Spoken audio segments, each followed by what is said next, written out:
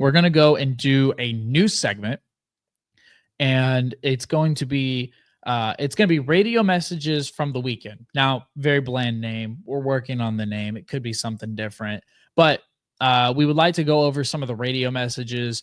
I blur out some of the curse words just so that way we can stay family friendly for the most part. But we're going to go over to the radio messages from the weekend. The first one we're going to get, and these are going to be funny, out of context stuff, but we'll try to provide context where we can. So here we go.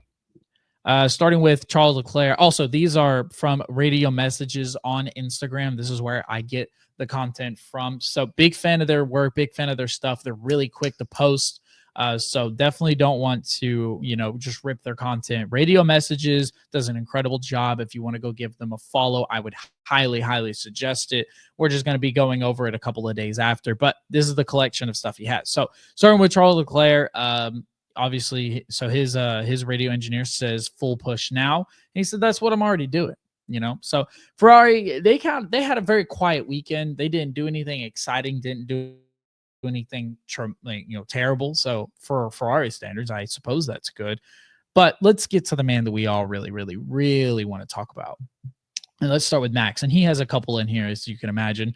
So complaining about the shifting, saying it's again like I have no clutch while upshifting. He says like 1973. Yeah, but maybe 74 now. Now, obviously, if you don't know what this means, a couple of weeks ago, if not last race weekend before the Spanish Grand Prix, Max had said that he was driving the car and it felt like he was driving a 1973 car because it wasn't shifting any well. So, obviously he'll bicker back and forth with his race engineer.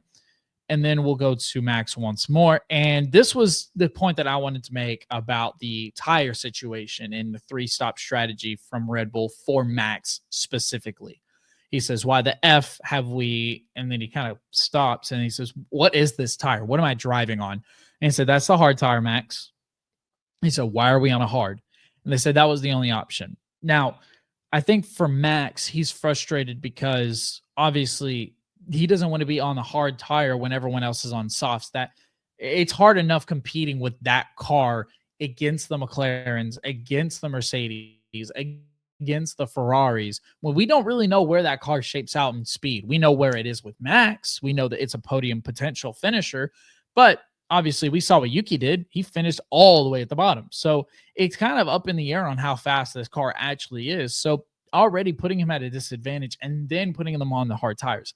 I don't think going for the 3-stop strategy was bad. I don't think it was a bad idea at all. I think that it should have been better managed so that way a hard tire wasn't the last option for Max to go on. Now, who knows what would have happened if his last tire was a soft? Might have been playing a different ball game. All right, now this happens after the contact between Max and George. And so it's his race engineer says, Max, can you let Russell through, please?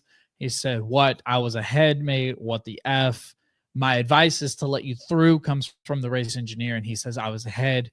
And then he simply responds, that's the rules.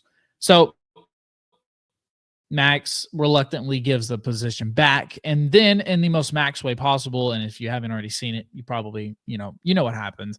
He lets George through, and then right when George goes to speed up again, Max runs into him, clashes into him, causing that penalty that we talked about earlier. And this was Russell's response. What the F? He says, I don't know, mate. He just crashed into me. So obviously Max and George, best of friends off the racetrack. So, no love there. Let's just say no love lost, really. They're not massive fans of each other. They obviously don't have a very good rapport. They don't have to. They're not teammates.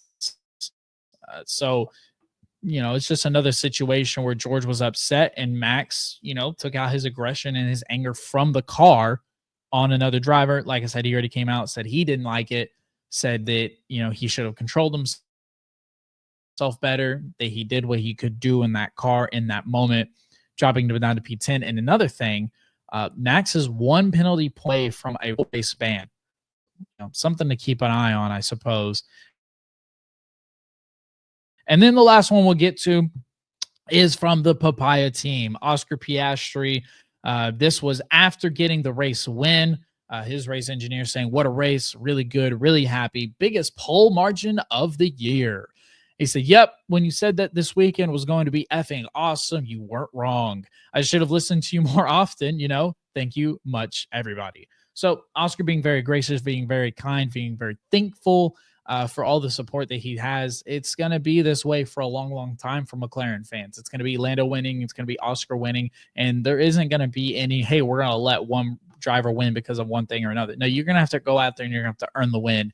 I would say it was a very fun weekend for Oscar after the struggles that he's had in the past here at this track.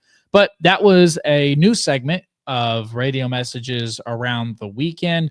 Let me know what you think about it. Let me know what you would do differently about it. Again, a massive thank you to the radio messages content from Instagram. That's where I pull it from. Be sure to give them a follow, give them likes, give them a, go whatever, support everything that they do. They're really quick to post and they love to do recaps from the weekend. So that was a segment that we're going to do. We're going to try to keep doing it and see how it goes. Let us know what you think. Again, what you would do differently, what, all